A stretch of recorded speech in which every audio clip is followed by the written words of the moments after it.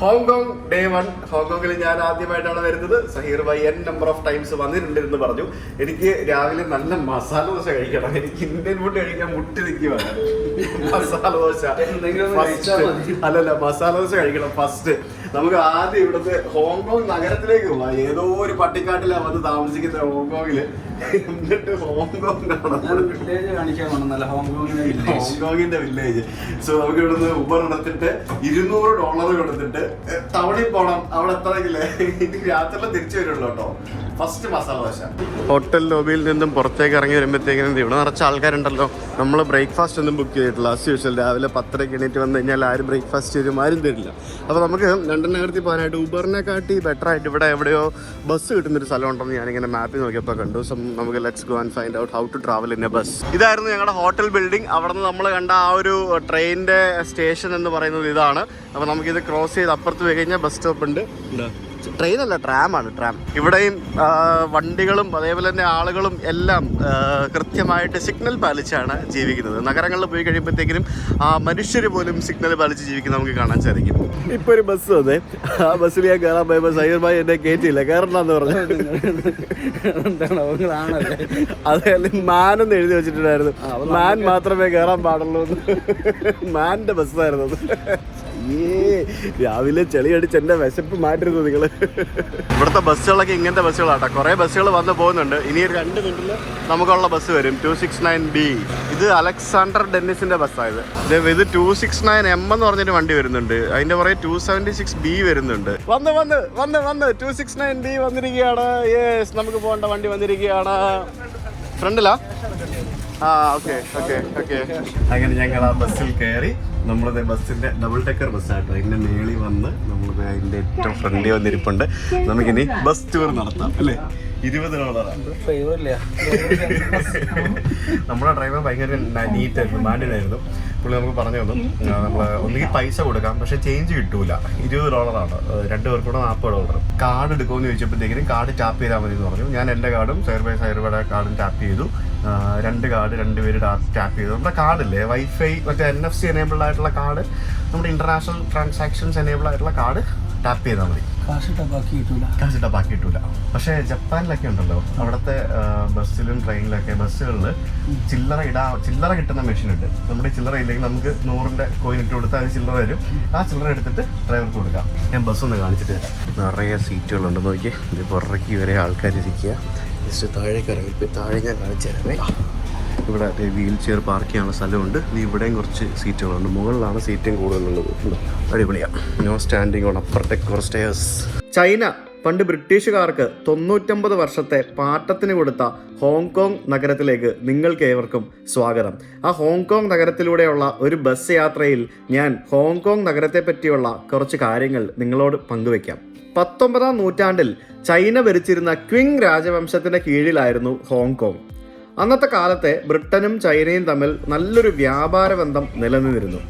ഏതൊക്കെ ഉൽപ്പന്നങ്ങളാണ് ഇവർ അങ്ങോട്ടും ഇങ്ങോട്ടും ട്രേഡ് ചെയ്തിരുന്നതെന്ന് ചോദിച്ചു കഴിഞ്ഞാൽ ചൈനീസ് നിർമ്മിത പട്ട്, അതേപോലെ തന്നെ ചൈനയിൽ നിന്നുള്ള തേയില, പോർസിലെയിൻ എന്നിവയായിരുന്നു ഇവർ പ്രധാനമായിട്ടും ബ്രിട്ടീഷുകാർക്ക് നൽകിക്കൊണ്ടിരുന്നത്. ഇതിൽ പ്രധാനമായും വ്യാപാരം നടന്നിരുന്നത് തേയില തന്നെയായിരുന്നു. ചൈനീസ് ഉൽപ്പന്നങ്ങളെല്ലാം തന്നെ ബ്രിട്ടീഷുകാർക്ക് അയച്ചു കൊടുത്തിരുന്നത് ഹോങ്കോങ് തുറമുഖത്ത് നിന്നായിരുന്നു. ഇതിന് പകരമായിട്ട് തങ്ങളുടെ ഉൽപ്പന്നങ്ങൾ ചൈന വാങ്ങുമെന്നാണ് ബ്രിട്ടീഷുകാർ ആദ്യം കരുതിയിരുന്നത്. പക്ഷേ ബ്രിട്ടൻ ഉൽപ്പന്നങ്ങളോട് ചൈനക്കാർക്ക് അന്ന് വലിയ താല്പര്യമൊന്നും ഉണ്ടായിരുന്നില്ല. അതുകൊണ്ട് തന്നെ സ്വർണവും വെള്ളിയുമായിരുന്നു ബ്രിട്ടീഷുകാർ പകരമായിട്ട് നൽകിയത്. എന്നാൽ ബ്രിട്ടനിൽ തേയിലയുടെ ഉപഭോഗം വൻതോതിൽ വർദ്ധിച്ചു വന്നതോടുകൂടി അവരുടെ ഒത്തിരി സമ്പത്ത് ചൈനയിലേക്ക് ഒഴുകാൻ തുടങ്ങി. ബ്രിട്ടീഷുകാരുടെ ഉൽപ്പന്നങ്ങളൊന്നും ചൈന വാങ്ങുന്നുമില്ല. അതോടൊപ്പം തന്നെ അവരുടെ സമ്പത്ത് വൻതോതിൽ ചൈനയ്ക്ക് കൊടുക്കുകയും വേണം എന്നൊരു സ്ഥിതി വന്നപ്പോൾ എന്തിനും പരിഹാരം കാണുന്ന ബ്രിട്ടന് ഈ പ്രശ്നത്തിൽ വലിയൊരു ഐഡിയ ഉദിച്ചു. അന്നത്തെ കാലത്ത് ബ്രിട്ടന്റെ നിയമപ്രകാരം കറുപ്പിന്റെ ഉൽപാദനവും വിൽപ്പനയൊക്കെ നിയമവിധേയമായിരുന്നു. അതിനാൽ തന്നെ ബ്രിട്ടൻ ചൈനയിലേക്ക് കറുപ്പ് വിൽക്കാൻ തുടങ്ങി, അതായത് ലഹരി. ഇന്ത്യയിൽ നിന്നായിരുന്നു അവർ കൂടുതലായിട്ട് കറുപ്പ് നിർമ്മിച്ചിരുന്നത്. കറുപ്പിന്റെ വലിയ തോതിലുള്ള വിൽപ്പന ചൈനയിൽ നടക്കുകയുണ്ടായി. ഇതിലൂടെ ചൈനയ്ക്ക് ലഭിച്ചിരുന്ന സ്വർണവും വെള്ളിയും വലിയ രീതിയിൽ നഷ്ടമായി എന്നതിലുപരി ലക്ഷക്കണക്കിന് യുവാക്കൾ ലഹരിയുടെ അടിമകളായി മാറി എന്നുള്ളതാണ് ഒരു യാഥാർത്ഥ്യം. ഈ ആപത്ത് തിരിച്ചറിഞ്ഞ ചൈനീസ് ചക്രവർത്തി അന്നുണ്ടായിരുന്ന എല്ലാ കറുപ്പും നശിപ്പിക്കുകയും കറുപ്പ് അവിടെ നിരോധിക്കുകയും ചെയ്തു. എന്നാൽ ഇത് ബ്രിട്ടീഷുകാരുടെ സമ്പദ് വ്യവസ്ഥയെ വലിയ രീതിയിൽ ബാധിച്ചു എന്ന് തന്നെ നമ്മൾ പറയണം. അതുകൊണ്ട് തന്നെ ഏത് വിധേനയും ഈ നീക്കം തടയാൻ വേണ്ടി അവർ പരമാവധി ശ്രമിച്ചു. അങ്ങനെയാണ് 2 യുദ്ധങ്ങൾ ചൈനയും ബ്രിട്ടനും തമ്മിൽ നടക്കുന്നത്. അതിനെയാണ് നമ്മൾ പണ്ട് സ്കൂളിലൊക്കെ പഠിച്ചിട്ടുണ്ടാവും, ഫസ്റ്റ് ഓപ്പിയം വാർ, സെക്കൻഡ് ഓപ്പിയം വാർ എന്നൊക്കെ പറഞ്ഞ് നമ്മൾ പഠിച്ചിട്ടില്ലേ. അതാണ് സംഭവം. ഓപ്പിയം എന്ന് പറഞ്ഞാൽ കറുപ്പ്. അന്ന് നമുക്കറിയാമല്ലോ, ഈ ബ്രിട്ടീഷ് സൈനിക വ്യൂഹം വളരെയധികം ശക്തിയുള്ളൊരു സേനയായിരുന്നു. അതുകൊണ്ട് തന്നെ ബ്രിട്ടന് തന്നെയായിരുന്നു ആ യുദ്ധത്തിൽ വിജയം സംഭവിച്ചതും. ഇതിലൂടെ കറുപ്പ് തുടർന്നും വിൽക്കാനുള്ള അവകാശം മാത്രമല്ല, ഇതിൻ്റെ എല്ലാം കേന്ദ്രമായി നിന്നിരുന്ന ഹോങ്കോങ് കൂടി ബ്രിട്ടീഷുകാരുടെ കയ്യിലായി. ഹോങ്കോങ്ങിനെ അവരുടെ ഒരു വലിയൊരു വ്യാപാര കേന്ദ്രമാക്കി മാറ്റുകയും സൈനിക താവളമാക്കി മാറ്റുകയും ചെയ്യാമെന്നായിരുന്നു ബ്രിട്ടീഷുകാരുടെ കണക്കുകൂട്ടൽ. പക്ഷേ ഹോങ്കോങ് ചൈനയ്ക്ക് വളരെ അടുത്ത് കിടക്കുന്നതുകൊണ്ട് തന്നെ ഏത് സമയത്തും ചൈനയിൽ നിന്നുള്ളൊരു ആക്രമണം ഉണ്ടായേക്കാം എന്നവർ മനസ്സിലാക്കി. അതുകൊണ്ട് തന്നെ ചൈനയുമായിട്ട് വലിയൊരു കരാറിൽ ഏർപ്പെടാം എന്നതായിരുന്നു ബ്രിട്ടൻ അതിന് കണ്ടെത്തിയ ഏറ്റവും വലിയൊരു മാർഗം എന്ന് പറയുന്നത്.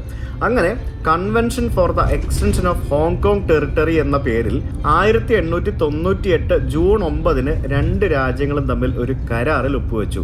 99 വർഷത്തേക്ക് ചൈന ബ്രിട്ടന് ഹോങ്കോങ് പാട്ടത്തിന് നൽകുന്നു. അതായിരുന്നു കരാർ, അതും വാടകയില്ലാതെ തന്നെ.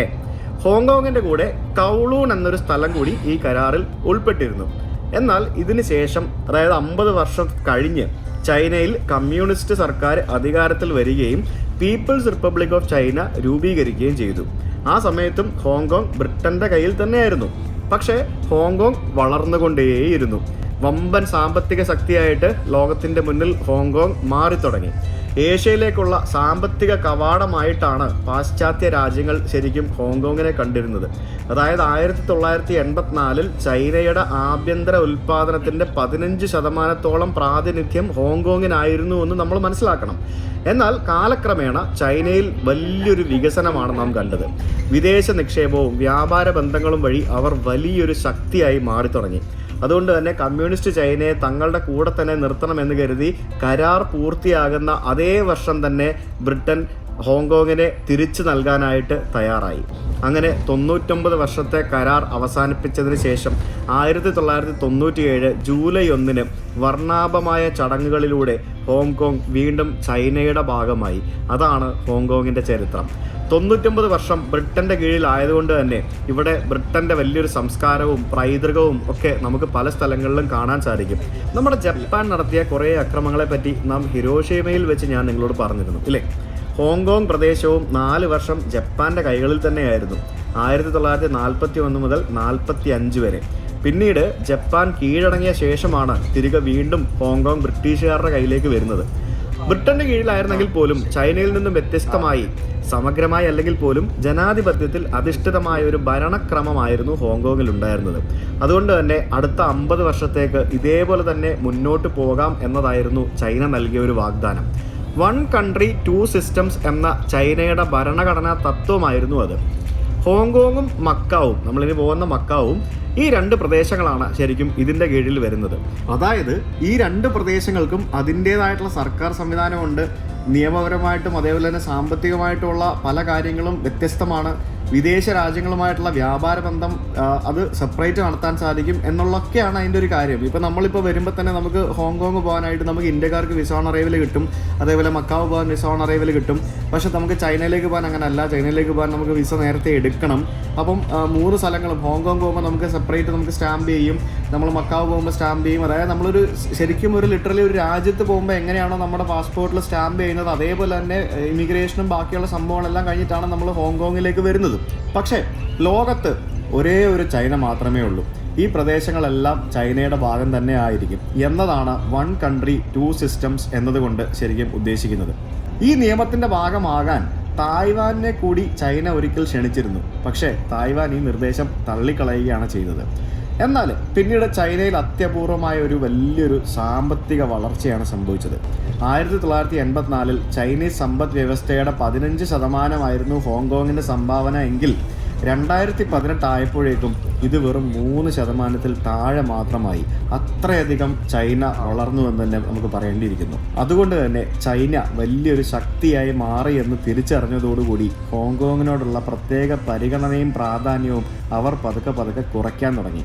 എന്ന് പറഞ്ഞാൽ 50 വർഷം നിലവിൽ എങ്ങനെയാണോ ഉണ്ടായിരുന്നത് ആ ഒരു സോഷ്യലിസ്റ്റ് രീതി തുടരാൻ അനുവാദം കൊടുത്തത് ചൈന പതുക്കെ നിയന്ത്രണങ്ങൾ ഏർപ്പെടുത്തി തിരിച്ചു മാറ്റാൻ തുടങ്ങി. 1997 മുതൽ ചൈന നിശ്ചയിക്കുന്ന ആളാണ് ഇവിടുത്തെ ഭരണതലവൻ. എന്നാൽ അവിടുത്തെ നിയമസഭയുടെ നിയന്ത്രണം കൂടി ചൈനയുടെ കൈകളിലേക്ക് എത്താൻ തുടങ്ങി. അതായത് 90 സീറ്റുകളിൽ 20 എണ്ണത്തിൽ മാത്രമേ നേരിട്ട് തെരഞ്ഞെടുപ്പ് നടത്തുകയുള്ളൂ. അതുകൊണ്ട് തന്നെ ഭൂരിഭാഗം ജനങ്ങളും ചൈനയ്ക്കെതിരെ വോട്ട് ചെയ്താലും പ്രത്യക്ഷത്തിൽ ഒന്നും സംഭവിക്കാൻ പോകുന്നില്ല. ഇതിനെതിരെ യുവാക്കളുടെ ഇടയിൽ വലിയ പ്രതിഷേധങ്ങൾ ഉയർന്നു വന്നു. അതിനെയാണ് അംബ്രല്ല മൂവ്മെന്റ് ഇൻ ഹോങ്കോങ് എന്നറിയപ്പെടുന്നത്. 1997 ബ്രിട്ടനിൽ നിന്ന് ചൈനയുടെ പരമാധികാരത്തിലേക്ക് മടങ്ങിയ ശേഷം നഗരം എങ്ങനെ ഭരിക്കപ്പെടണമെന്ന് വ്യക്തമാക്കുന്ന ഭരണഘടനയുടെ അടിസ്ഥാന നിയമത്തിൽ ഹോങ്കോങ്ങിന് വാഗ്ദാനം ചെയ്തിട്ടുള്ള ഒരു വോട്ടവകാശം ലഭിക്കുന്നതിന് വേണ്ടിയാണ് ഈ സമരം നടന്നത്. ഹോങ്കോങ് ജനത സ്വതന്ത്ര രാജ്യമായി മാറാതിരിക്കാനും തങ്ങൾക്കെതിരെ വരുന്ന പ്രതിഷേധങ്ങളെ നേരിടാനും കൂടിയാണ് ചൈന ഇത്തരം ശ്രമങ്ങൾ നടത്തുന്നത്. അതുകൊണ്ട് തന്നെയാണ് ഹോങ്കോങ്, മക്കാവ് എന്നീ പ്രദേശങ്ങൾ വൺ ചൈന 2 സിസ്റ്റം എന്നതിൽ ഉൾപ്പെടുത്തിയത്. ഇതിൽ തിരിച്ചറിഞ്ഞിട്ടായിരിക്കണം തായ്വാൻ ശരിക്കും ഇതിൽ നിന്നും വിട്ടുനിൽക്കുന്നത്. ചുരുക്കി പറഞ്ഞ ചൈനയുടെ ഭാഗമാണെങ്കിൽ പോലും പീപ്പിൾസ് റിപ്പബ്ലിക് ഓഫ് ചൈനയുടെ രാഷ്ട്രീയ സ്വഭാവം ഒന്നും ഇല്ലാത്ത ഒരു രാജ്യമാണ് ഹോങ്കോങ് എന്ന് പറയുന്നത്. എന്നാൽ പതിയെ നിയന്ത്രണങ്ങൾ കൊണ്ടുവരാൻ ചൈന ശ്രമിച്ചുകൊണ്ടേയിരിക്കുന്നു. നമ്മളിപ്പോൾ കയറിയിരിക്കുന്നത് ച്യൂങ്സിങ് ടണലിലേക്കാണ്. ഇതിനു മുമ്പ് നമ്മൾ കണ്ട ടൈലാങ് ടണലുണ്ടല്ലോ, ആ ടണലിന് 3.8 കിലോമീറ്റർ ദൂരമുണ്ട്. നിങ്ങൾ ആ ടൈം ലാപ്സ് കണ്ടില്ലേ? ആ ടൈം ലാപ്സും പറയണ്ട, 3.8 കിലോമീറ്റർ ദൂരം. 24 വർഷം മുമ്പ് 1998 ആ ടണൽ ഇവിടെ നിർമ്മിക്കുന്നത്. 30 വർഷത്തെ BOT കരാർ അടിസ്ഥാനത്തിലാണ് ആ ടണലിൻ്റെ നിർമ്മാണം പൂർത്തിയാക്കിയിരിക്കുന്നത്. അപ്പം 6 വർഷം കൂടെ കഴിയുമ്പോഴത്തേക്കിനും അതെന്തായിരിക്കും എനിക്ക് അറിയത്തില്ല. ഹോങ്കോങ്ങിൽ ഏറ്റവും കൂടുതൽ ടോള് പിരിക്കുന്ന ഒരു ടണലാണ് അത്. അത്യാവശ്യം നല്ല റേറ്റാണ്. ഒരു കാർ കടന്നു പോകാനായിട്ട് 550 നമ്മുടെ രൂപ, $55 അവിടെ ടോള് പിരിക്കുന്നത്. ആ ടണൽ അങ്ങോട്ട് കഴിഞ്ഞ് നമ്മളത് മുന്നോട്ട് വന്നപ്പോഴത്തേക്കിനും ഇത് വലിയൊരു പാലം. എന്ത് ഭംഗിയാ നോക്കുന്നത്. കടലെടുക്കാണെന്ന് തോന്നുന്നു കേട്ടോ. ഇത് കപ്പലുകളൊക്കെ പോകുന്ന കാണാം. ഒരു ബേ ആണ് നോക്കി. വാവ്, ബ്യൂട്ടിഫുൾ. ഇത് എങ്ങോട്ടാണ് ഞാൻ ക്യാമറ എടുക്കുക? രക്ഷയില്ലട്ടാ, വിളിച്ച്. ഇത് ഭയങ്കര വേർത്തായി ഈ ബസ് യാത്ര. എന്തായാലും ഞാൻ നേരത്തെ പറഞ്ഞല്ലോ ഇവിടെ മൊത്തം മലകളാണെന്ന്. അപ്പോൾ ഈ ഹെയർ പിൻ കർവും അതും ഇതുമൊക്കെ വെച്ചിട്ട് ഈ കണ്ട ട്രാഫിക് ഒന്നും മെയിൻറ്റെയിൻ ചെയ്യാൻ പറ്റില്ലല്ലോ. കാരണം ഒന്നാമത് ചെറിയ സ്ഥലമാണ് ഹോങ്കോങ് എന്ന് പറയുന്നത്. അപ്പോൾ ആ ഒരു ടണൽ നിർമ്മാണം എന്ന് പറയുന്നത് ഇവരുടെ ഈ ഒരു ഹൈവേ മികച്ച രീതിയിലേക്ക് നിലവാരത്തിലേക്ക് വളരെ എളുപ്പത്തിൽ അങ്ങോട്ടും ഇങ്ങോട്ടും എല്ലാം ട്രാൻസ്പോർട്ട് ചെയ്യാനായിട്ട് സഹായിക്കും. കണ്ടോ, നമ്മളിപ്പോൾ വീണ്ടും ആ ഒരു ടണൽ ക്രോസ് ചെയ്ത് വീണ്ടും ഇറങ്ങി വന്നപ്പോൾ വീണ്ടും നദി.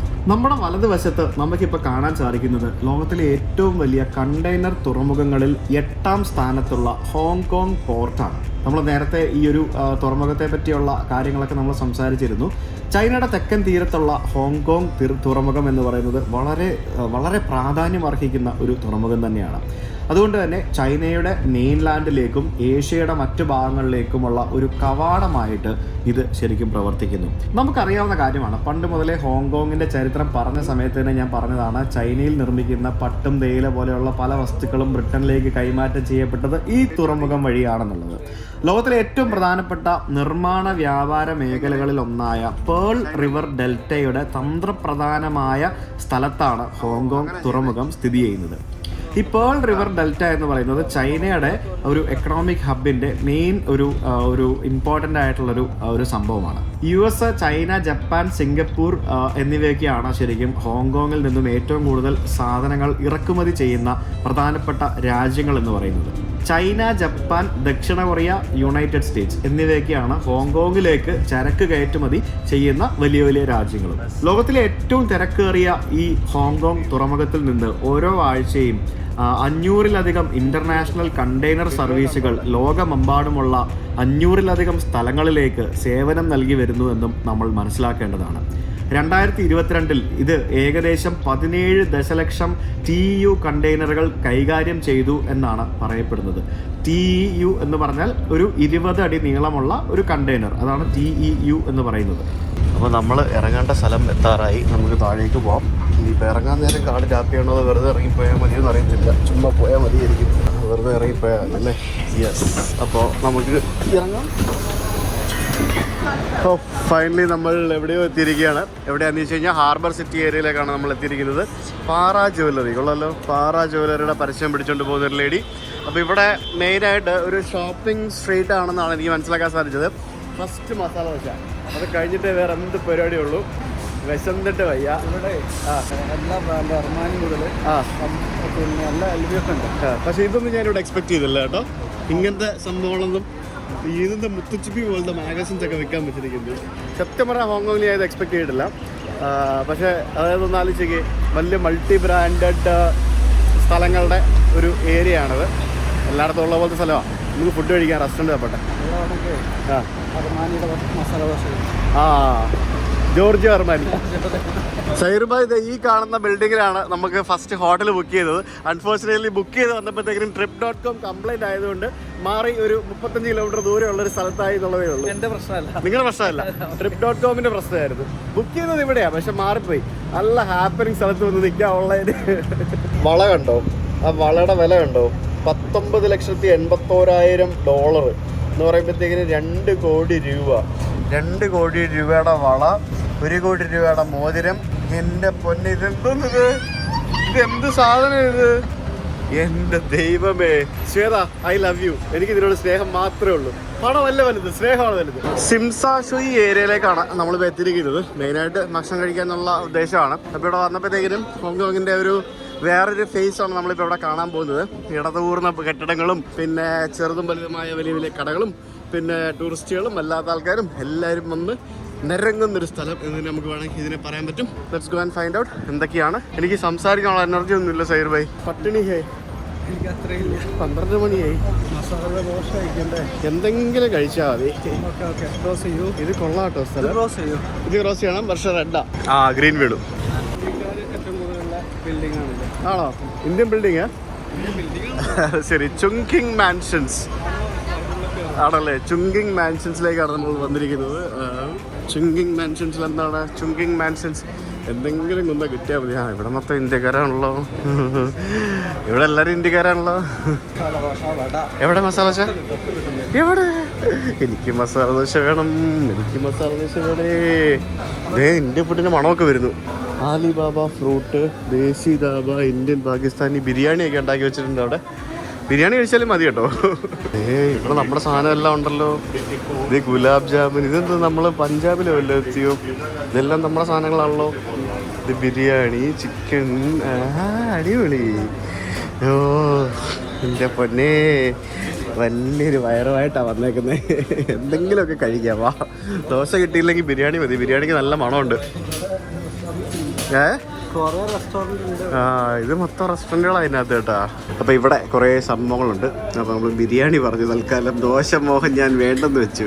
ഹോങ്കോങ്ങിൽ വലിയൊരു ഗ്രൂപ്പ് ഓഫ് ഇന്ത്യൻ കമ്മ്യൂണിറ്റി താമസിക്കുന്നുണ്ട്.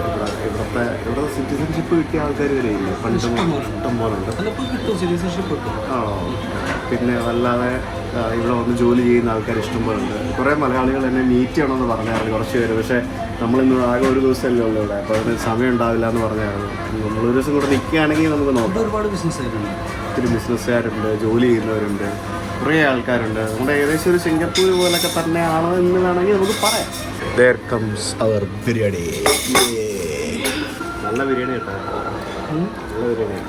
മണമുണ്ട്, ടേസ്റ്റ് ഉണ്ട്. You want dosa? Masala dosa $50. Other shop. Masala dosa. I order myself. They order. You want masala dosa or no? Yeah. Vani varanum paraya. Avaru konnannaru. Okay, what? Masala dosa $50. പുറത്തെ കടയിൽ കൊണ്ട് തരാമെന്ന് പറഞ്ഞിട്ടുണ്ട്. അങ്ങനെ finally masala dosa വന്നിരിക്കുകയാണ്. മസാല ദോശ, ചമ്മന്തി, സാമ്പാർ. മസാല എവിടെ? അകത്തുണ്ട് മസാല. ബിരിയാണി, മസാല ദോശ, ബിരിയാണി, മസാല ദോശ, ബിരിയാണി. കഴിയില്ല? ഒരു വർഷം കഴിക്കും. കഴിക്കാതെ ദോശ നല്ല ക്രിസ്പി ദോശയുണ്ടോ?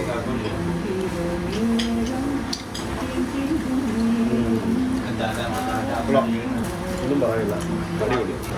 ഹോങ്കോങ്ങിലെ മസാല ദോശയാണ് സുഹൃത്തുക്കളെ, സൂപ്പറാണ്, ഒന്നും വേണ്ട, അടിപൊളി ഫുഡായിരുന്നു. നമ്മൾ ഇത്രയും ഫുഡെല്ലാം കഴിച്ച് നമുക്ക് എത്ര ആകെ ആയത് $160 പറയുമ്പോൾ 1600 രൂപ. ഇവിടെ ഇന്ത്യൻ റെസ്റ്റോറൻറ്റ്, അത് ഇന്ത്യൻ സാധനങ്ങൾ കിട്ടുന്ന കടകളൊക്കെ ഇഷ്ടം പോലെ ഉണ്ട്. സൈർ ഭായി, നമുക്ക് ആ ഇങ്ങോട്ട് വന്ന ബസ്സില്ലേ, 1 മണിക്കൂർ നമ്മൾ ആ ബസ്സിൽ ഇരുന്നില്ലേ, നമുക്ക് അതേ ബസ്സിൽ ഒന്നുകൂടെ തിരിച്ചു പോയിട്ട് വന്നല്ലോ. ഇനി ഇരുന്ന് ഉറങ്ങാനേ, കാരണം മത്ത് വിളിച്ചേ. ഫുഡൊക്കെ കഴിച്ച് പുറത്തിറങ്ങി കഴിഞ്ഞപ്പോഴത്തേക്കിനും ഇവിടെ കണ്ടില്ലേ, ഇവിടെ ഒരു പെരുന്നാളിലുള്ള ആൾക്കാരുണ്ട്. അപ്പോൾ ഇവിടെ സൈർവായി പറയുന്നത് ഷോപ്പിങ്ങിന് ഒരു ബെസ്റ്റ് സ്ഥലമാണെന്നാണ് പറയുന്നത്. നമ്മൾ ബ്രാൻഡഡ് വസ്ത്രങ്ങൾ, പുതിയത് ഏറ്റവും പുതിയ മോഡൽസിലുള്ള സാധനങ്ങളൊക്കെ നമുക്ക് അത്യാവശ്യം എന്താ പറയുക, മറ്റ് രാജ്യങ്ങളെ വെച്ച് കമ്പയർ ചെയ്യുമ്പോഴത്തേക്കിനും റേറ്റൊക്കെ കുറച്ച് കിട്ടും എന്നാണ് മനസ്സിലാക്കാൻ സാധിക്കുന്നത്. പിന്നെ വാച്ചുകൾ, കന്നഡ എക്സ്പെൻസീവ് ആയിട്ടുള്ള സാധനങ്ങൾ ഒക്കെ ഇവിടെ വില കുറവായിരിക്കും എന്നാണ് പറഞ്ഞത്. നമുക്ക് എവിടെയെങ്കിലുമൊക്കെ ഒന്ന് കയറി നമുക്കൊന്ന് കമ്പയർ ചെയ്ത് നോക്കാം. പുതിയതും പഴയതുമായിട്ടുള്ള കെട്ടിടങ്ങൾ മിക്കതും കാണാൻ സാധിക്കുന്നത് അതൊക്കെ അപ്പാർട്ട്മെൻറ്റ് കോംപ്ലക്സുകളാണ്. പിന്നെ പുതിയ കാണുന്നതൊക്കെ പലതും ഷോപ്പിംഗ് സെൻറ്ററുകളും ഹോട്ടലുകളും റോളക്സിന്റെ showroom. The watches displayed are for exhibition only. Rado, Switzerland. റാഡോയുടെ 2.5 ലക്ഷം 3 ലക്ഷം രൂപ വില വരുന്ന വാച്ചുകളാണ് ഈ വെച്ചിരിക്കുന്നത്. $20,000 വിലയുള്ള റാഡോയുടെ വാച്ച് എന്ന് പറയുമ്പോഴത്തേക്കിന് 2 ലക്ഷം രൂപ. ഇവിടെ ഇഷ്ടംപോലെ ജുവല്ലറികളൊക്കെ ഉണ്ട്. കുറേ സ്ഥലത്ത് ഞാൻ ജുവല്ലറി ഉണ്ട്. ലുക്ക് ഫുക്ക് ജുവല്ലറി, എല്ലാം ചൈനീസ് പേരുകളാണ് ഇവിടുത്തെ ജുവല്ലറികൾക്കെല്ലാം കാണാൻ സാധിക്കുന്നത്. ഭയങ്കര ലൈവ്ലി ആട്ടോ, ഈ ഒച്ചമ്പാവളം തന്നെ ഭയങ്കര ലൈവ്ലി ഫീലിംഗ് നമുക്ക് എന്തായാലും തരും. പിന്നെ ആ ഡബിൾ ഡെക്കർ ബസ്സുകളാണെങ്കിലും എല്ലാം കാണാനായിട്ട് ഭയങ്കര രസമാണ്. ഇവിടുത്തെ സ്ഥലപ്പേരുകളെല്ലാം ഇതേപോലെയാണ്, ഉണ്ടല്ലേ, ചുക്യുവൻ എസ്റ്റേറ്റ്, പിന്നെ ഷിൻവിൻ വിൻ എന്നൊക്കെ പറഞ്ഞുകൊണ്ട് നമുക്ക് കുറച്ച് ബുദ്ധിമുട്ടാണ് സ്ഥലപ്പേരുകളൊക്കെ തുടക്കത്തിൽ മനസ്സിലാക്കാനായിട്ട്. പക്ഷേ വൺസ് അതൊന്ന് യൂസ്ഡ് ആയി കഴിഞ്ഞാൽ പിന്നെ കുഴപ്പമില്ല. ഇഷ്ടംപോലെ ബസ്സുകൾ ഇങ്ങനെ തലകം വിലകി ഇങ്ങനെ ഓടിക്കൊണ്ടിരിക്കുകയാണ്, കണ്ടില്ലേ. അപ്പോൾ നമ്മളിങ്ങോട്ട് മുമ്പിലോട്ട് വരുമ്പോഴത്തേക്കും ഇവിടെ ഒരു പള്ളിയുണ്ട്. ഈ ഒരു സ്ഥലത്തുള്ള ഒരു പ്രധാന ഒരു പള്ളിയാണ് കാണുന്നത്. ഒരു മോസ്ക് ആൻഡ് ഇസ്ലാമിക് സെൻറ്റർ എന്നാണ് ഞാൻ ഗൂഗിൾ മാപ്പിൽ നോക്കിയപ്പോൾ കാണാൻ സാധിച്ചത്. ഇവിടെ മെട്രോ ഉണ്ട്, പിന്നെ ബസ്സുണ്ട്, റോഡിന് നടുവിലൂടെ ഓടുന്ന ട്രാം ഉണ്ട്. ഇത് ബസ്സാണ്, ഈ പോകുന്ന ബസ്സാണ്. പക്ഷേ ഇപ്പുറത്ത് കിടക്കുന്നത് കണ്ടില്ലേ, ട്രാമാണ്. അതിൻ്റെ മേളിൽ മറ്റേ ഇലക്ട്രിസിറ്റി കണക്ഷൻ കണ്ടോ, ഈ പോകുന്നതൊക്കെ ട്രാമാണ് കേട്ടോ. ട്രാം ഏതാ ബസ് ഏതാ എന്ന് നമുക്ക് ചിലപ്പോൾ കൺഫ്യൂഷൻ ആയി പോകും. അതുപോലെയാണ് ഇവിടെ പല സംഭവങ്ങളും. പബ്ലിക് ട്രാൻസ്പോർട്ടേഷൻ അടിപൊളിയാട്ടോ ഇവരുടെ. പണ്ട് ബ്രിട്ടീഷുകാരുടെ കയ്യിൽ ഉണ്ടായിരുന്നത് കൊണ്ടാണെന്ന് തോന്നുന്നു 99 വർഷം നമ്മുടെ ബ്രിട്ടീഷുകാർ ഭരിച്ച ആ ഒരു ഹോങ്കോങ്ങിൽ വരുമ്പോൾ ഒരു ലണ്ടൻ നഗരത്തിൽ പോകുന്നൊരു പ്രതിനിധിയൊക്കെ ഇല്ലേ, ഇവിടുത്തെ ഈ ട്രാമും ബസ്സും ഒക്കെ കാണുമ്പോൾ ഒരുപാട് കൾച്ചറാണ്. ഭയങ്കരമായിട്ടുള്ള ഒരു കൾച്ചർ നമുക്ക് ഇവിടെ വന്നു കഴിയുമ്പോൾ ഫീൽ ചെയ്യും. ശരിക്കും ഹോങ്കോങ്ങിലേക്ക് വരുന്നതിന് മുമ്പായിട്ട് ഹോങ്കോങ്ങിൻ്റെ കുറച്ചൊക്കെ ചരിത്രം പഠിച്ചിട്ട് അല്ലെങ്കിൽ ചരിത്രം മനസ്സിലാക്കിയിട്ട് ഹോങ്കോങ്ങിലേക്ക് വരികയാണെങ്കിൽ ശരിക്കും നമുക്ക് ഇതൊരു വലിയൊരു അത്ഭുതം തന്നെയാണെന്ന് നമുക്ക് മനസ്സിലാക്കാൻ സാധിക്കും. അപ്പോൾ നമ്മളിപ്പോൾ വന്നിരിക്കുന്നത് ലോകത്തിലെ ഏറ്റവും നീളം കൂടിയ ഔട്ട്ഡോർ എസ്കലേറ്ററിൽ കയറുന്നതിന് വേണ്ടിയാണ്. 1 കിലോമീറ്റർ നടത്തുന്നുണ്ട്, ഏകദേശം 800 മീറ്റർ ഉണ്ട്. ഞാൻ പണ്ടതിൽ കയറി പോയിട്ടേ അറിയില്ലല്ലോ, ഫസ്റ്റ് വരെയല്ലോ വർഷമായി കയറി. ഇങ്ങനെ ഇവിടെ നടന്നപ്പോൾ ഇങ്ങനെ വെറുതെ കാണാൻ ഇറങ്ങിയതാ. ഞാൻ ജസ്റ്റ് നടന്നപ്പോൾ ഒരു എസ്കലേറ്റർ ഉണ്ട്, അപ്പോൾ അതിൽ വെറുതെ കയറി പോകും. അപ്പോൾ അവിടെ വേറെ അങ്ങനെ കയറി പോയി. അപ്പോൾ മുകളിലേക്ക് ഇങ്ങോട്ട് താഴോട്ട് ഇറങ്ങാനില്ല, എനിക്കറിയില്ല. എന്നിട്ട് ഞാൻ ടാക്സി വിളിച്ച് പോകുന്നു. എത്ര 5000 രൂപ 4000 രൂപ. പക്ഷേ ഇപ്പോൾ ബസ് കിട്ടുമെന്നാണ് മനസ്സിലാക്കാൻ സാധിച്ചത്. ഈ എസ്കലേറ്റർ രാവിലെ താഴേക്ക് വരും, 10 മണി കഴിഞ്ഞ് അത് മേപ്പോട്ട് പോകുന്നതാണ് മനസ്സിലാക്കാൻ സാധിച്ചത്. സൈർവ എത്ര തവണ ഹോങ്കോങ് വന്നിട്ടുണ്ടാവും? ഒരുപാട് വർഷം വന്നിട്ടുണ്ടാവും. എന്നാലും എത്ര തവണ വന്നിട്ടുണ്ടാവും? 30-40 തവണ വന്നിട്ടുണ്ടല്ലേ? എനിക്കിവിടെ കമ്പനി ഉണ്ട്. അപ്പോൾ ഇവിടെ ഉണ്ടോ? അത് ശരി, ഓക്കെ. അപ്പോൾ നമ്മൾ എക്സ്പോർട്ടൊക്കെ ചെയ്യുന്നത് കമ്പനിയുടെ പേരിലാണ്. അത് ശരിയാ, ഓക്കെ. അത് ശരി, ഓക്കെ. ജപ്പാനിലൊക്കെ ആളുകൾ ഭയങ്കര സിസ്റ്റമാറ്റിക് ആയിരുന്നു. ഇവിടെ അത്ര കണ്ട് സിസ്റ്റമാറ്റിക് അല്ല എന്നുള്ളത് നമുക്ക് ഇവിടെ വന്നു കഴിയുമ്പോൾ നമുക്ക് മനസ്സിലാവും. പലതും തോന്നിയ പോലെയൊക്കെയാണ് പല സംഭവങ്ങളും. കുറച്ചൊക്കെ അടുക്കും ചിട്ടയൊക്കെ ഉണ്ട്. പക്ഷെ എന്നിരുന്നാലും നമ്മൾ ജപ്പാൻ വെച്ച് കമ്പയർ ചെയ്യുമ്പോഴത്തേക്കും പോരാ. Bank of China Hong Kong branch. Let's grab A coffee from Starbucks now. കാപ്പി എല്ലാം കുടിച്ച് നമ്മൾ ഇറങ്ങി. ഞങ്ങൾക്ക് 2 പേർക്കും വയറിന് നല്ല പണി കിട്ടി. ഞാനാണെങ്കിൽ കക്കോസിപ്പ് ഒരു 10-15 മിനിറ്റ് ഇരുന്ന് ആ ബിരിയാണി കഴിച്ചതും പിന്നെ അതൊന്നും പറയണ്ടേ, ആ കുറേ ദിവസത്തിന് ശേഷം അരിയും പുളിയുള്ള ഭക്ഷണം കഴിച്ചതിൻ്റെയാ 2 പേർക്കും പണി കിട്ടി. കാരണം നമ്മളിപ്പോൾ എന്തിനാ ഇവിടെ വന്നത്? ബസ് കാണാനാണ്, കാപ്പി കുടിക്കാനുള്ള കക്കോസിപ്പാനാണോ? എസ്കലേറ്റർ കാണാൻ പോകാം. യെസ്, എസ്കലേറ്ററാണ് നമ്മൾ മെയിനായിട്ട് കാണേണ്ടത്. അതിലേക്കാണ് നമ്മൾ വന്നത്. അപ്പോൾ അതുവഴി വന്നപ്പോഴത്തേക്കിന് സ്റ്റാർബക്സ് നമ്മളെ ആകർഷിച്ച് നമ്മൾ അങ്ങോട്ടേക്ക് കയറിപ്പോയി. അതാണ് സംഭവിച്ചത്.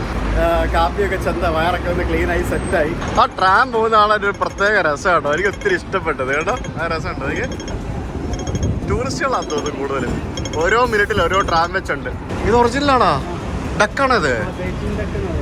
വലുതും ചെറുതുമായിട്ടുള്ള ഡക്ക്. താറാവിന്റെ ഒക്കെ വലിപ്പം നോക്കി പുള്ളി എടുത്തോണ്ട് പോകുന്നു. ഞാൻ വിചാരിച്ചത് മറ്റേ ചൈനയിൽ വരുന്ന പ്ലാസ്റ്റിക് സാധനം ഇല്ലേ അതായിരിക്കും കരുതി. അല്ല, അത് ഇതെന്തോ ഇത് ചെറുകുടല്ല വൻകുടല്ല ഇത് ഈ കാണുന്നേ. ഇതെന്തോ സാധനം? ഹോട്ട് ഡോഗ് ആയിരിക്കും അല്ലേ? ഇത് ഓരോ മൃഗങ്ങളുടെ കയ്യും കാലും ഒക്കെ ചെത്തി വെച്ചിരിക്കുന്നുണ്ട്, ചെത്തി ഇട്ടിരിക്കുന്നുണ്ട്. ഇതെന്തോ കിഡ്നിയോ കരളോ എന്തുകൊണ്ടാണ്.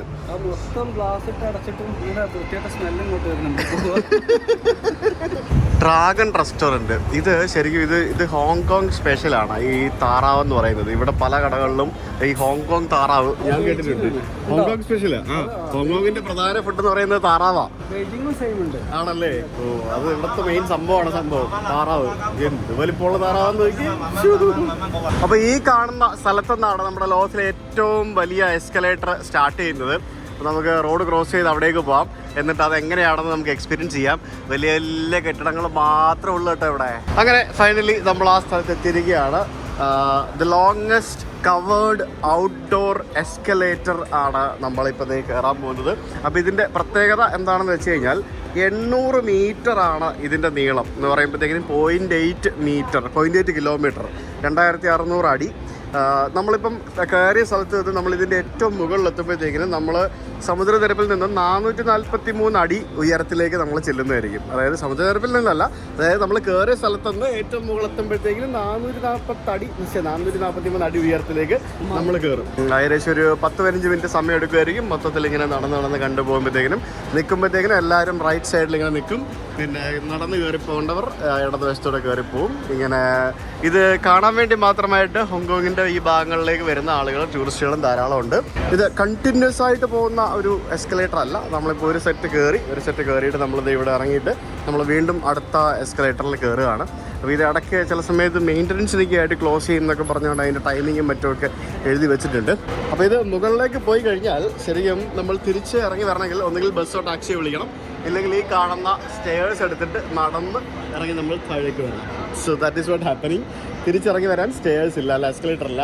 സമ്പദ് വ്യവസ്ഥയിൽ വളരെ മുന്നിൽ നിൽക്കുന്ന രാജ്യമാണ് ഹോങ്കോങ് എങ്കിലും ഇത്രയും അതിസമ്പന്നർ ജീവിക്കുന്ന ഒരു നഗരം കൂടിയാണ് ഹോങ്കോങ്. പക്ഷേ ഈ നഗരത്തിന് മറ്റൊരു ദുരന്ത വിശേഷവും കൂടിയുണ്ട്. ഇവിടെ ജനങ്ങൾ തിങ്ങിപ്പാർക്കുന്ന കാഴ്ചകൾ വളരെ പരിതാപകരമാണ്. ഇപ്പോൾ നമ്മൾ താമസിക്കുന്ന ആ ഹോട്ടലിൻ്റെ മുമ്പിലേക്ക് ഇറങ്ങിയപ്പോൾ തന്നെ നമ്മൾ കണ്ടതാണ് അവിടുത്തെ അപ്പാർട്ട്മെൻറ്റുകളും മറ്റുമൊക്കെ.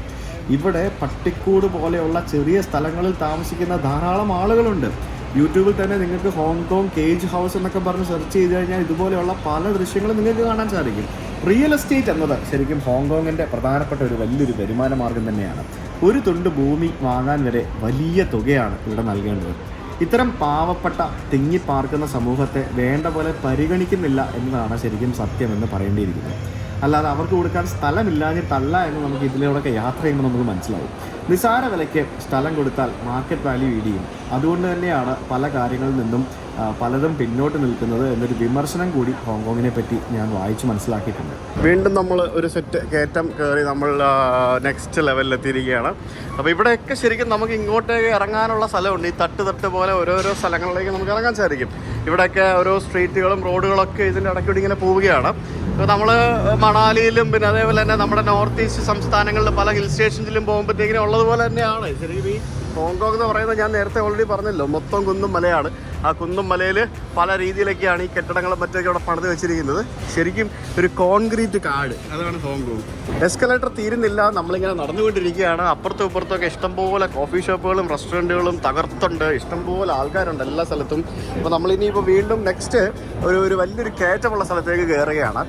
ഇതിങ്ങനെ എനിക്ക് തോന്നുന്നു അത്യാവശ്യം നല്ല രീതിയിൽ ഒരു ഹില്ലിൻ്റെ മേളിലേക്ക് പോകാണെന്ന് തോന്നുന്നു. തിരിച്ച് നമ്മൾ ഇറങ്ങി വരുമ്പോഴാണ് നമുക്ക് ഈ സ്റ്റെപ്പൊക്കെ ഇറങ്ങി വരേണ്ടത്.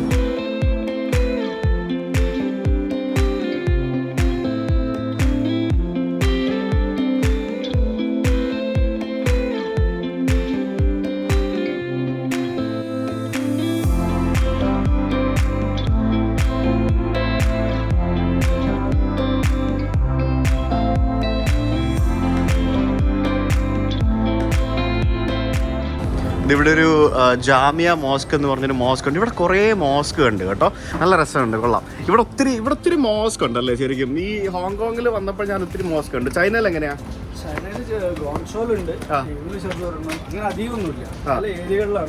അവിടെ പ്രാർത്ഥിക്കാൻ അധികാരമുണ്ട്, ഉണ്ടോ? പ്രാർത്ഥിക്കാൻ അധികാരം ഉണ്ടോ? മതത്തിൽ വിശ്വസിക്കാൻ അധികാരമുണ്ട്, ഉണ്ടല്ലേ?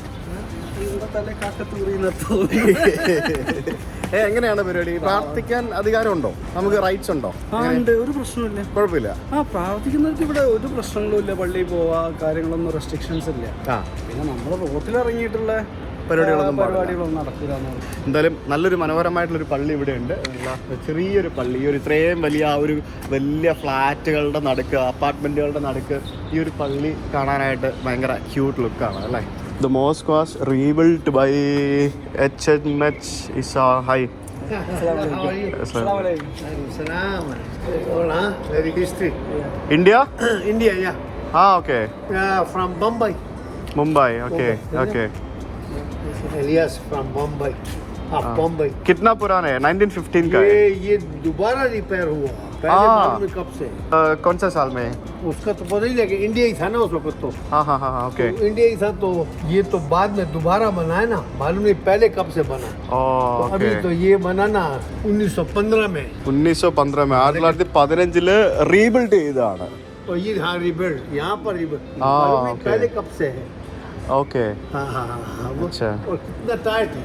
संभाल की भी रखा है. हाँ. लेकिन वही लंटर है यहाँ. ओके. वही लंटर है, वही ये दीवारें हैं. ये देखो सब, ये ग्रिल भी ऊपर, ये लोहे की ग्रिल है ना. ओके. वो सब, वो दरवाजे भी देखो कितने बड़े बड़े दरवाजे. ये ओके. ये वाले और ये. आप from where? India? Kerala. India. Okay, nice meeting you. 1915 എന്നൊക്കെ പറയുമ്പോഴത്തേക്കിനും എന്തല്ലേ, അപ്പം അത്ര വർഷങ്ങൾക്ക് മുൻപ് മുതൽ ഇന്ത്യക്കാരടക്കം പല ആളുകളും ഇവിടേക്ക് കുടിയേറി പാർത്തിരുന്നു എന്ന് നമുക്കിത് കണ്ടു കഴിയുമ്പോഴത്തേക്കും നമുക്ക് മനസ്സിലാവും. ഇവിടെ പള്ളിയുണ്ട്, ഉണ്ട്, എല്ലാം ഉണ്ട്. വളരെ സഹോദരത്തില് അവരവരുടെ പ്രാർത്ഥനകളും അവരുടെ ഇഷ്ടങ്ങളുമായിട്ട് നല്ല സ്വസ്ഥതയോടുകൂടെ നടത്തുന്നത്. ഓൾമോസ്റ്റ് ഒരു സിംഗപ്പൂർ പോലെ തന്നെ കേട്ടോ എനിക്ക് ഫീൽ ചെയ്തത് അല്ലേ. ഇതിനൊരു അന്തം കൊന്തമൊന്നും ഇല്ലെന്ന് എനിക്ക് തോന്നുന്നു. ഇത് തീരണില്ലല്ലോ കയറി ഇത് അങ്ങ് മേപ്പോട്ട് നോക്കുമ്പോഴത്തേക്കിനും ബിൽഡിങ്ങുകളാണ് ഫുള്ള്. നല്ല രസമുണ്ട് കേട്ടോ, നല്ല വൈബുള്ളൊരു സ്ഥലം. ഇനിയുണ്ട് നമുക്ക് മേളിലേക്ക് കയറാനായിട്ട്. നമുക്ക് എന്തായാലും നമ്മളതിൻ്റെ ടോപ്പിൽ വരെ പോയിട്ട് തിരിച്ചു വരുള്ളൂ.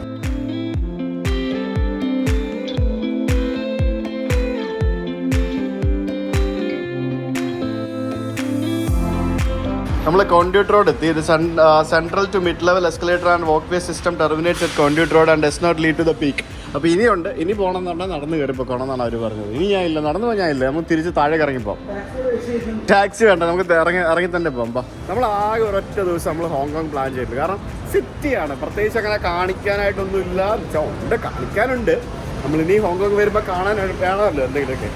നമ്മൾ മാക്സിമം സ്ഥലങ്ങൾ എക്സ്പ്ലോർ ചെയ്യുക എന്നുള്ളതാണ് നമ്മുടെ ഉദ്ദേശം. സിംഗപ്പൂര്, ഹോങ്കോങ് ഒക്കെ ഒരേപോലെ തന്നെയാണ് കുറേയൊക്കെ. അതെ കാര്യങ്ങൾ. അതെ, നല്ല സ്പീഡാണല്ലോ താഴെ കിടക്കുമ്പോൾ. മൈലേജ്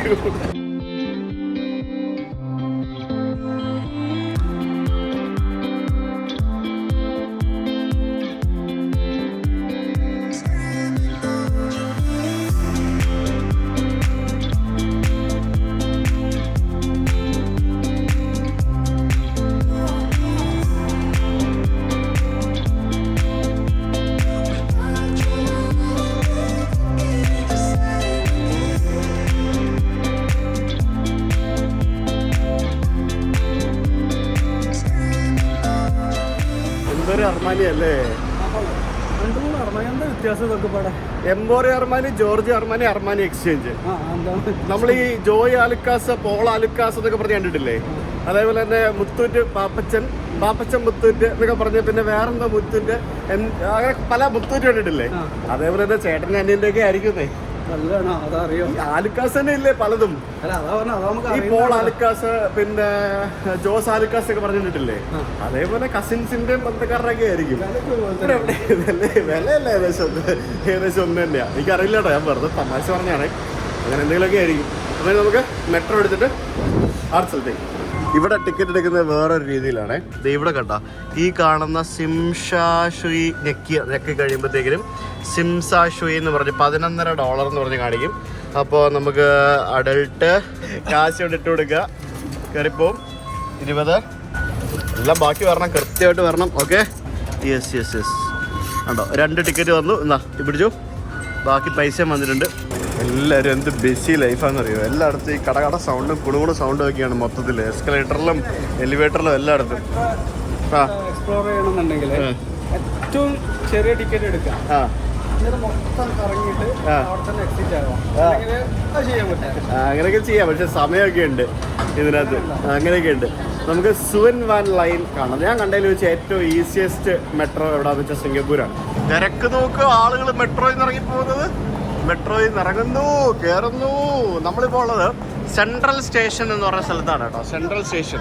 ഈ സെൻട്രൽ സ്റ്റേഷനിൽ നിന്ന് നമ്മൾ വേറെ സ്ഥലത്തേക്കാണ് ഇപ്പം ട്രെയിൻ എടുത്ത് പോയിക്കൊണ്ടിരിക്കുന്നത്, അല്ലെ പോകാൻ വേണ്ടി പോകുന്നത്. അത് ആ സ്ഥലത്തിൻ്റെ പേരൊന്നും വായി വരുന്നില്ല, ഭയങ്കര പാടാ. കുറേ തവണ വന്നിട്ടുണ്ടല്ലേ, അതുകൊണ്ട് ഒരു എളുപ്പം കിട്ടും. സിൻസാഷുയി എന്ന് പറഞ്ഞ സ്റ്റേഷനിലേക്കാണ് നമ്മൾ പോകുന്നത്. പിന്നെ ഇതെന്താണ്, തൃശ്ശൂർ പൂരാണ്. തൃശ്ശൂർ പൂരം പോലത്തെ ക്രൗഡാണ് ഇവിടെ വീഡിയോ ഒക്കെ എടുത്തോണ്ടിരിക്കുന്നത്. ആരും ആൾക്കാരൊക്കെ വീഡിയോ ഒക്കെ എടുക്കുന്നത്. Suven van line line correct ആയിരിക്കും. നമുക്ക് താഴെ ഇറങ്ങി നോക്കാം. അതെ. അയ്യോ, ട്രെയിൻ ഭയങ്കര തിരക്കാട്ടോ, ഫുള്ള് തിരക്കാണ്, ക്രൗഡാണ്. നമുക്കിവിടുന്ന് 2 സ്റ്റേഷൻ അപ്പുറത്ത് ഇറങ്ങട്ടെ. ഇപ്പോൾ നമ്മൾ ഇറങ്ങേണ്ട സിംഷാഷി സ്റ്റേഷനെത്തി. ഇറങ്ങണമെങ്കിൽ ഇച്ചിരി പണിയാണ്, ആൾക്കാരിങ്ങനെ നിറഞ്ഞ് നിൽക്കുകയാണ്. സോറി എൻ്റെ ദൈവം, എന്ത് തിരക്കാ നോക്ക്. സോറി. അയ്യോ, രക്ഷപ്പെട്ടു. ഇറങ്ങി. ഈ സമയം വൈകിട്ടായതുകൊണ്ടേ നല്ല തിരക്കാണ്, ആൾക്കാർ പോകാനും പിടിക്കാനൊക്കെ. ഇനിയിപ്പോൾ ഇവിടെ എസ്കലേറ്ററിൽ കയറാനുള്ള ക്യൂ ആണ് കേട്ടോ നമുക്ക്. പക്ഷെ ഇത് ജപ്പാൻ്റെ അത്ര സിസ്റ്റമാറ്റിക് ഒന്നും അല്ല കേട്ടോ. ഇവർ നമ്മൾ ഇന്ത്യക്കാരെ പോലെ തന്നെ, അതായത് ഇവരും നമ്മൾ ഇന്ത്യക്കാരൊക്കെ ഏകദേശം സെയിം ഒക്കെ തന്നെ കേട്ടോ. ചൈനക്കാർ ഇന്ത്യക്കാരൊക്കെ ഏകദേശം സെയിം ഈ കാര്യത്തിൽ. ജപ്പാനിലൊക്കെ ആണെങ്കിൽ ജപ്പാനിൽ പോകണം, അവിടുത്തെ ക്യൂ കാണണം. എത്ര സിസ്റ്റമാറ്റിക് അതറിയോ. ഇതുപോലൊന്നും ഇടികൂടേണ്ട അവസ്ഥ ഒന്നും വരില്ല. അവിടെ എന്താ ഇതിലും കൂടുതൽ ജനങ്ങളുണ്ട് പോകുന്നത്. എന്നിട്ട് ഇവിടെ വെയിറ്റ് പിന്നല്ലാതെ പിന്നെ അത് വേറെ ലെവല്. തിരിച്ചു പോകുമ്പോൾ നമ്മളിത് ഇതിനകത്തേക്ക് ഇടുക, നമുക്ക് ഇറങ്ങാം. സിമ്പിൾ. അഡിഡാസിൻ്റെ ഷോറൂമിൽ കയറിയിട്ടേ തോളത്തിടുന്ന ഒരു ബാഗിൻ്റെ പ്രൈസ് നോക്കിയതാണ്. $4,300, ഇത് 45,000 രൂപ. എൻ്റെ ദൈവമേ, ഇതാണല്ലേ സൈർ ഭായ് നിങ്ങൾ ഭയങ്കര റേറ്റ് കുറവെന്ന് പറഞ്ഞ് വന്നത്. 45,000 രൂപയുടെ ബാഗോ, തോളത്തിടുന്ന സാധാരണ ഒരു ബാഗില്ലേ. ഹോങ്കോങ്ങിൽ നമ്മളൊരു കേരള രജിസ്ട്രേഷൻ വണ്ടി കണ്ടിരിക്കേണ്ട സുഹൃത്തുക്കളെ. KL 7449 ഒരു വോൾവോ ബസ് ഹോങ്കോങ് നഗരത്തിൽ. കോട്ടക്കലായിരിക്കും, കോട്ടക്കൽ. ഇന്ന് കുറെ നടന്ന് നമുക്കിനിയിപ്പോൾ തിരിച്ച് ഹോട്ടലിലേക്ക് പോകാം. 269B നമ്പർ ബസ്സിൽ കയറി വേണം നമുക്ക് പോകാനായിട്ട്. നമ്മൾ താമസിക്കുന്ന ഹോട്ടലിലേക്ക് പോകാനായിട്ട് ടാക്സി വിളിച്ച് പോകണമെങ്കിൽ 3000 രൂപ ആവും, ബസ്സിനാണെങ്കിൽ 200 രൂപ ഓൺലി. അതാണ് വ്യത്യാസം. നമ്മളിന്ന് ഏകദേശം ഒരു 12,000 സ്റ്റെപ്പ് നടന്നു എന്ന് പറയുമ്പോഴത്തേക്കും അപ്രോക്സിമേറ്റ് ഒരു 9 കിലോമീറ്റർ. നിങ്ങൾ 14,000 ആയി, കൂടുതൽ നടന്നു. ചൈനയിൽ വാങ്ങിച്ച ഫോണല്ലേ, അതുകൊണ്ടാണ്. എൻ്റെ ഇന്ത്യയിൽ നിന്ന് വാങ്ങിച്ച ഫോണാണ്, അതാ വ്യത്യാസം. ഇന്ത്യയും ചൈനയും തമ്മിൽ വ്യത്യാസം ഉണ്ടല്ലോ. ചൈനക്കാരുടെ കാല് ചെറുതല്ലേ, അതുകൊണ്ട് കൂടുതൽ സ്റ്റെപ്സ് വരും. ഇന്ത്യക്കാരുടെ കാല് വലുതല്ലേ, അതുകൊണ്ട് കുറച്ച് സ്റ്റെപ്പ് കുറയും. APPയുടെ പ്രശ്നമല്ല. ഇപ്പം നമ്മളിവിടെ നിന്നാൽ മതി. ആ പുറകെ നിൽക്കുന്ന ബസ്സിലാണ് നമ്മൾ കയറേണ്ടതെന്നുണ്ടെങ്കിൽ പോലും നമുക്ക് അങ്ങോട്ട് നടന്നു പോകണ്ട. ആ ബസ് ഇവിടെ കൊണ്ട് നിർത്തും. അതാണ് ഇവിടുത്തെ ബസ് സ്റ്റോപ്പുകളുടെ ഗുണം. ആൾക്കാർ ആരെയും അങ്ങോട്ട് നടന്നു പോയത്. നമ്മളാണെങ്കിൽ നമ്മൾ ഓടിപ്പോകണം. ഓടിപ്പോയി കയറിയില്ലെങ്കിൽ ബസ് വിട്ട് പോകും ബസ്സിൻ്റെ വഴിക്ക്. ഇവിടെ ആ പരിപാടിയൊന്നുമില്ല. ഇപ്പോൾ ഇതിൻ്റെ പുറകെ വരുന്ന ബസ്സാണെങ്കിൽ പോലും അതിവിടെ കൊണ്ട് നിർത്തിയിട്ടേ ഡോറ് തുറക്കുള്ളൂ.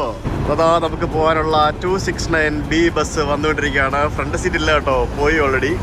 ഇവിടെ ആൾക്കാർ ക്യൂ നിൽക്കുകയായിരുന്നു ബസ്സിൽ കയറാനായിട്ട്. ഞങ്ങൾ കണ്ടില്ല. കയറുമ്പോഴത്തേക്കിനും നമുക്ക് കാർഡ് ടാപ്പ് ചെയ്യാം, എന്നിട്ട് നമുക്ക് അകത്തേക്ക് പോയാൽ കാണിച്ചു തരാം. സിമ്പിൾ പരിപാടി. $19.3 സംഭവം. അപ്പോൾ ഇവിടെ കാർഡ് ഇങ്ങനെ ടാപ്പ് ചെയ്താൽ മതി. യെസ്, ദാറ്റ്സ് ഇറ്റ്, കഴിഞ്ഞു. രാത്രിയാണ്, ഫ്രണ്ട് സീറ്റ് കിട്ടിയിട്ടില്ല. ഇവിടെ പുറകിലാണ് ഇരിക്കുന്നത്. ഇങ്ങനെയുള്ള സീറ്റ്. നമുക്ക് പ്രത്യേകിച്ച് കാഴ്ചകളൊന്നും കാണിക്കാൻ പറ്റത്തില്ല, ഇവിടെ ഇരുന്ന് ഷൂട്ട് ചെയ്യാൻ പറ്റത്തില്ല. അതാണ് പ്രശ്നം. തിരിച്ച് റൂമിലെത്തി ഞാൻ വീഡിയോ എഡിറ്റ് ചെയ്ത് കഴിഞ്ഞപ്പോഴാണ് ഞാൻ ആലോചിച്ചത് വീഡിയോ എൻഡ് ചെയ്യാൻ മറന്നല്ലോ എന്നുള്ളത്. സാരമില്ല, കുഴപ്പമില്ല. അപ്പോൾ നാളെ നമ്മൾ എന്താ പരിപാടി എന്നല്ലേ, ഇന്ന് നമ്മുടെ ഹോങ്കോങ്ങിലെ ഫസ്റ്റ് ആൻഡ് ലാസ്റ്റ് ഡേ ആണ്. നാളെ നമ്മൾ പോകാൻ പോകുന്നു മക്കാവു എന്ന് പറഞ്ഞ മറ്റൊരു സ്ഥലത്തേക്ക്. ഞാൻ മക്കാവിൻ്റെ കാര്യം ഞാൻ എന്താണെന്നുള്ളത് ഞാൻ ഈ വീഡിയോയുടെ ആദ്യം പറഞ്ഞിരുന്നു. മക്കാവു എന്ന് പറയുന്ന ആ സ്ഥലം ദ വേൾഡ് എന്താ പറയുക, വേൾഡിലെ തന്നെ ഗാംബ്ലിംഗ് ക്യാപിറ്റൽ എന്നറിയപ്പെടുന്ന മക്കാവുവിലേക്കാണ് നമ്മൾ നാളെ പോകുന്നത്. മക്കാവിൻ്റെ കാഴ്ചകളുമായിട്ട് നമുക്ക് നാളെ കാണാം. Stay tuned. സഹീർ ബൈ പുറത്തേക്ക് പോയിരിക്കുകയാണ്, ഞാൻ ഇവിടെ ഉണ്ട്. നമുക്ക് ജോലിയാണല്ലോ, ഒന്നും ചെയ്യാതിരിക്കാൻ പറ്റുള്ളൂ. See tomorrow. ബൈ.